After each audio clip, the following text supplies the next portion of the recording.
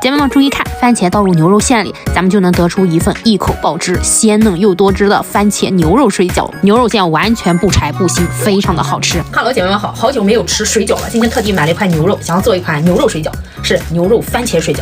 很多姐妹们没有吃过吧？今天我们来教大家做啊。肉的选择上，我用的是里脊，我建议大家用吊笼，洗干净之后，咱们给它切成小块，放进绞肉机里面，给它打碎，放在旁边先备用。现在我们处理番茄，我买这个番茄是这种硬番茄，咱们用刮皮刀把那皮削掉，尽量选择用削皮刀啊，给它削皮。如果烫的话，就容易让这个番茄本来的那个鲜味就容易流失。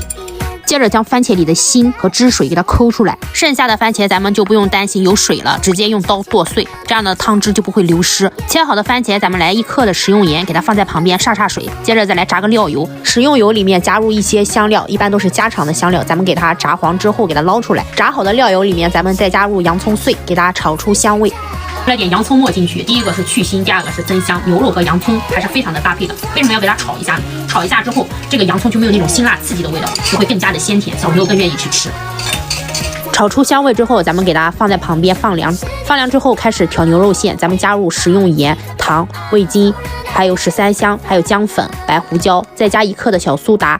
这样的话更嫩一点，生抽、老抽、蚝油，咱们直接给它用手抓拌到粘手的程度，再加入番茄碎。这个番茄碎咱们做2次，一点一点加进去。整个馅料咱们就不需要打水了，用番茄的汤汁来代替水，而且番茄有嫩肉的效果，肉馅就会更嫩。最后再将料油还有洋葱加进去，抓拌均匀。最后再来10克的芝麻香油，增加香味。因为牛肉馅的肥肉比较少，所以咱们多放点食用油会更香。跟你们说啊，这牛肉肉馅真的是巨香。你吃的这个肉馅的话，会有一种像吃番茄牛肉的那种感觉，真的超级无敌的香。接着我们给它放入冰箱里面冷藏或冷冻一会，凝固之后会比较好包。我就直接买的饺子皮，这种干的饺子皮表面一定要来点水，这样才比较好包。包饺子的话，我就是非常简单的方式给它包起来就行了，只要不漏汤汁就 OK 了。像饺子啊，咱们可以一次性多包点，放到冰箱里冷冻，随时吃，随时煮，或者是蒸啊，或者是煎都可以，非常的方便。